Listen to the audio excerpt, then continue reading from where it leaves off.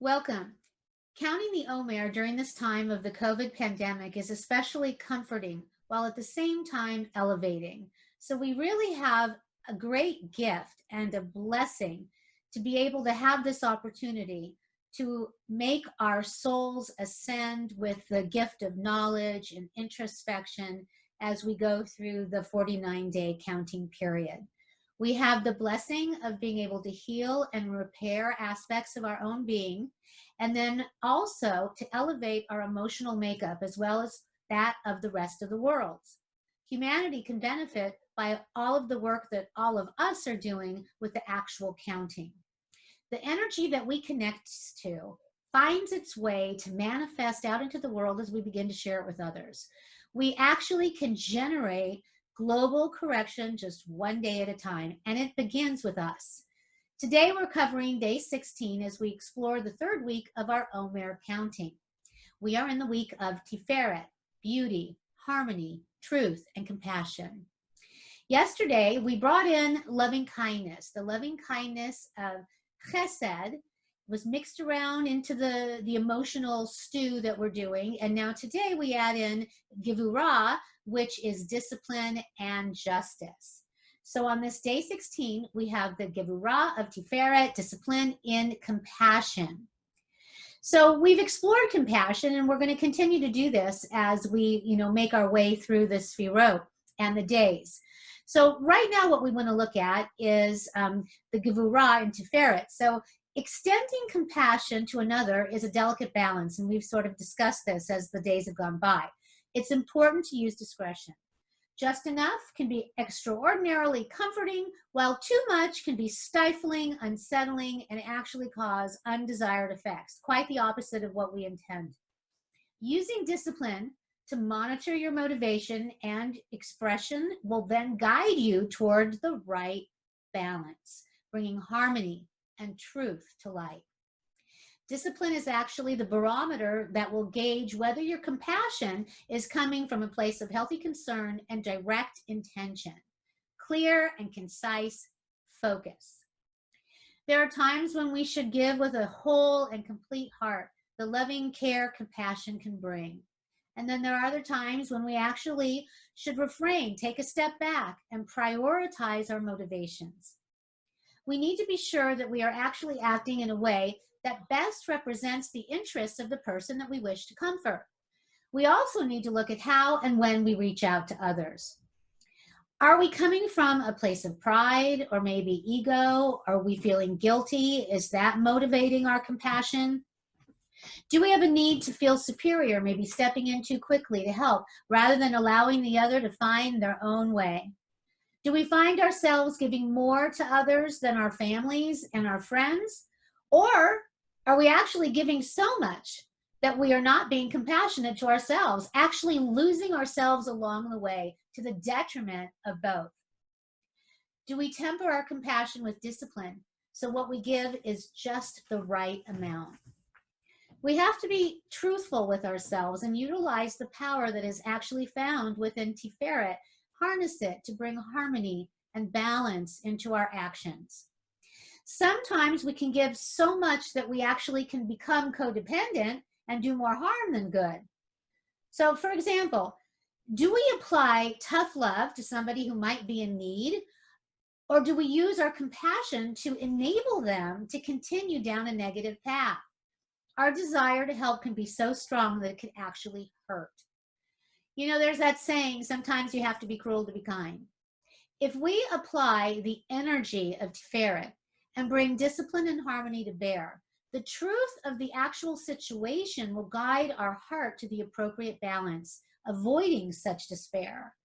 Or on the other hand, we can give actually so much that we get something that's called compassion fatigue.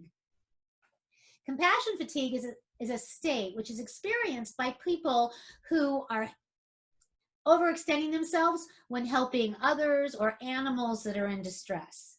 It is an extreme state of tension and preoccupation with the suffering of those being helped to such a degree that it can actually create a secondary traumatic stress for the helper.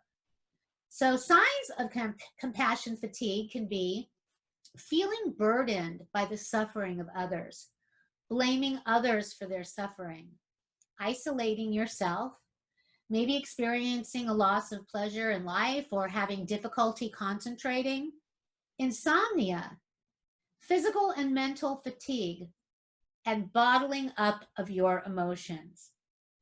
It's hard to think that expressing compassion could actually be harmful. But when we're out of balance, it can affect the giver and or the recipient in very negative ways. It can be emotionally and physically exhausting. This is why balance and discipline in compassion is so important. Plato said, "Be kind, for everyone you meet is actually fighting a harder battle." We need to be able to measure when it is appropriate to share and then to what degree. It is important to be compassionate, kind, and giving individuals while being sensitive to another's needs. Temperance, discipline, and focus is required to be able to truly make a difference. We must look for the truth in the situation and share accordingly, examining our motivations and how we perceive the need of the one we want to help. We need to ask, are we helping the person on the street in front of the liquor store by actually giving him the money that he's asking for? Or are we enabling? Do we enable this person or are we helping them? It's a very delicate balance, and sometimes it's not for us to judge. How can compassionate justice best be served? Milan Kundera, who wrote The Unbearable Lightness of Being, said, "For there is nothing heavier than compassion. Not even one's own pain weighs so heavily as the pain one feels with someone for someone, a pain intensified by the imagination and prolonged by 100 echoes." It's important for us to be compassionate of others. We want to be able to do that. We just need to be conscious of how, to what degree, and when. To quote Yogi Surprise, "To many, compassion is what blooms from personal experience, including the challenges, the hardships, and the lessons taught and experienced in life. This serves as guidance to our character, and when cultivated, it inspires love and kindness. What's more, practicing compassion serves to cleanse the mind." Well, I believe that practicing compassion can also, it's going to cleanse the soul. Giving is good. It's as vital as the air that we breathe.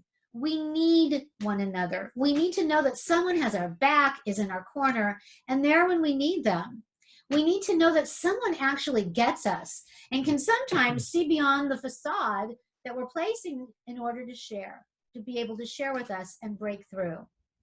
Once again, we just need to make sure that we have an appropriate balance, discipline, and harmony in our actions.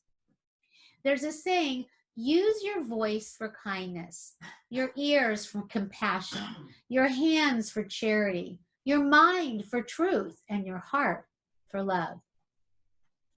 Tiferet is the attribute that encompasses the values exemplified in this text. When we access Tiferet, we cannot go wrong. Our compassion will uplift and be measured by beauty and truth. There will be no judgment. Rather, there will be acknowledgement that we are all one and the same, brothers and sisters sharing this earth that we all call home. Not better, not worse. Maybe we're at different places in our life, but we're all having needs and vulnerabilities that we share as one global humanity. We need to be compassionate of others while also remaining compassionate to ourselves. When we come from the place of kindness and healthy love, which is found within Chesed, and we remain focused and disciplined in our delivery, exemplifying the attribute of Gevurah, then the beauty of Tiferet will be revealed and our best intentions come to bear. The truth motivating and driving us will bring harmony to our compassion, filling both the giver and the receiver with divine light.